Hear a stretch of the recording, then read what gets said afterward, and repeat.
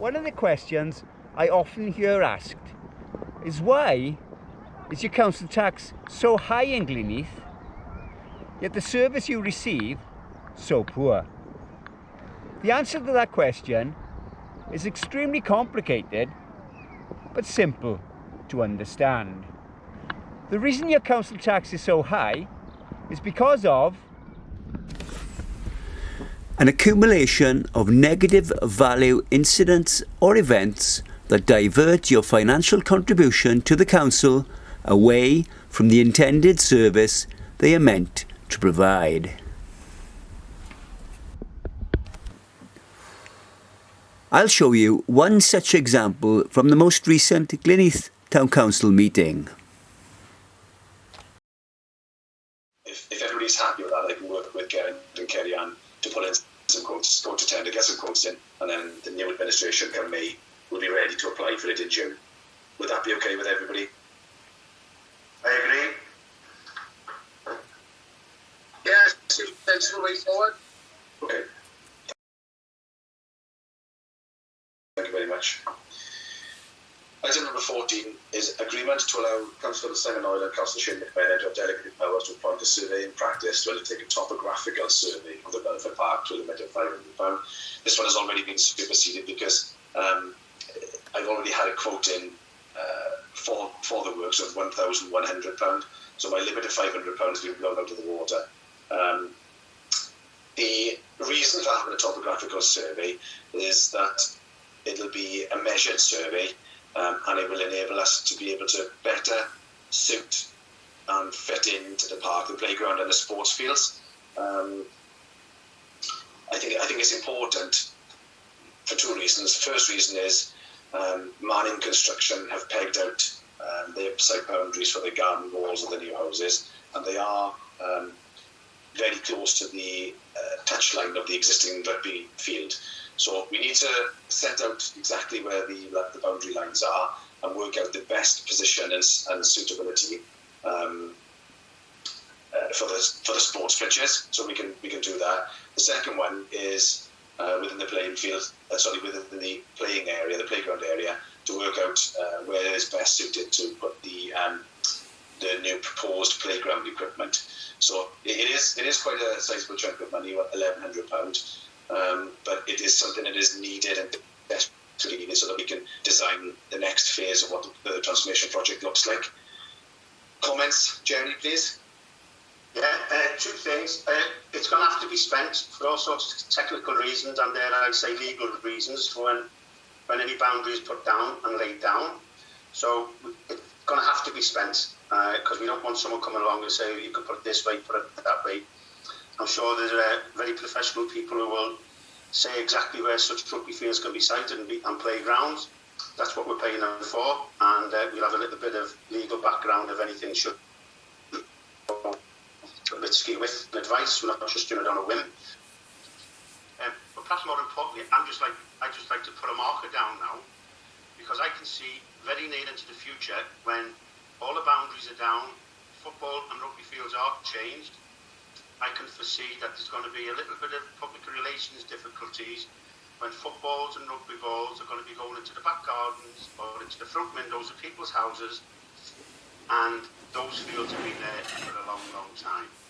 So I'd like that to be recorded in the minutes that Jerry is expressing concern about the future development of any games that are going to be played on there in terms of complaints or difficulties from the neighbouring houses. Those people will know what they're buying into, and I don't want to see 6 months down the road a councillor, someone from the Neath-Port Town Council Enforcement Office come up and say, you can't play games there on a Saturday afternoon because there's too many complaints. That would be totally unfair and totally out of order. That's not being critical of Manning at all. That's just how it's going to be, because we know we've got enough awkward customers down there parts of that neck of the woods anyway. And we don't want to give anyone any chance to say, oh, we didn't know anything about this. Points set out properly to know exactly where our boundary is. But this will give us, it'll be a measured survey, so we'll be able to work from that. So in terms of the Football Association of Wales, FAW, they'll be able, Shane and the football club will be able to tell us what the correct size for a pitch is. We'll do the same with the Welsh Rugby Union to get the correct size of a rugby pitch, which can be used dual purpose. And then we'll just work out which is the best way, perhaps suited down the park, to set those pitches out. If we are going to have to move them because it is too close to the houses, perhaps now is the time to do it. But it also gives us, we'll be able to, this topographical study will cover the entire park, so the bowls green, the tennis courts, the pavilion, the area, the groundsman, the playground, the brook, the gates, the entrances, the access points, the playing fields. To give us this will be a starting point really of how we can develop the projects from there. Really. So my suggestion of allowing us to have powers to go up to £500 to engage with a survey in practice. I feel this now needs to be £1,100. The company is based in Hirwaun, and they're a local company, a respected and well-renowned land surveying company. Again, I don't know if I'm allowed to do this or not, but if I could increase that from a limit of £500 to £1,100, if members would be happy to push that through this evening and allow us to engage with those. Again, I can ask Kerry-Ann and Geraint tomorrow to make contact with them and get those works undertaken. Does anybody have any further comments on that? If it's from Shane? Yeah, I would just say I would agree with what you're proposing really, but I would do it on the basis that you follow it up by getting confirmed that it is lawful as such, within the financial regulations, obviously to increase the amount up to that amount. And the other one I would just find out as well, do we need three votes then, before you can select which one really? So subject to that, then I would agree then. Okay, well, what I'll do is I'll make contact with Geraint and Kerry-Ann tomorrow and ask them for their opinion on that. Geraint will be able to. Just one more, sorry Simon. Another one was just which budget was going to come from as well. So Parks and Open Spaces budget, I would be thinking maybe, I know there's a lot of money that was aimed at maintenance of the bowls green, which I know that work isn't going to take place now from what I can gather. So perhaps that would be, could be fired across then to pay for it. Yeah, I had a look at the budgets earlier on in what we'd agreed back in January. There's a maintenance allowance within the Parks and Open Spaces as well, so that probably where it would come out of, I imagine, for next year. Jerry?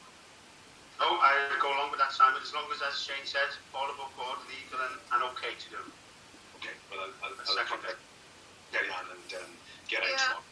I just think because you've got £500 in there, you might just have to clarify that to increase it, but otherwise I'm happy to support that. Okay, thank you very much. Okay, the last item is item number 15 is to update members regarding the divert pinnacle amount for the funding applications required for transformation.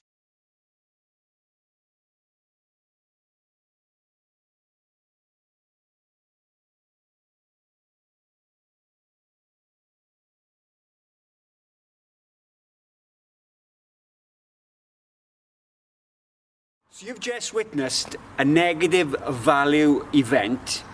At least £600 is being diverted into the coffers of a local private company without going through a competitive tender process, which I believe all council tenders need to do. If you refer back to Councillor Shane McMenamin's comment, do we need 3 quotes? And the other one I would just find out as well, do we need 3 votes then, before you can select which one really? That's a small percentage of your money gone. Say 20 pence each council taxpayer if you live in Gleneath. Let's multiply that 20 pence by the thousands of other negative value events and incidents that happen across the borough, some smaller than 20 pence, some larger, and that's the accumulation process. All those incidents and events add up to a substantial amount, and that's where your council tax goes. It doesn't go towards providing a quality service for you. Quite simply, it's the mismanagement of your money through incompetence, corruption, negligence, poor workmanship, and misguided policies.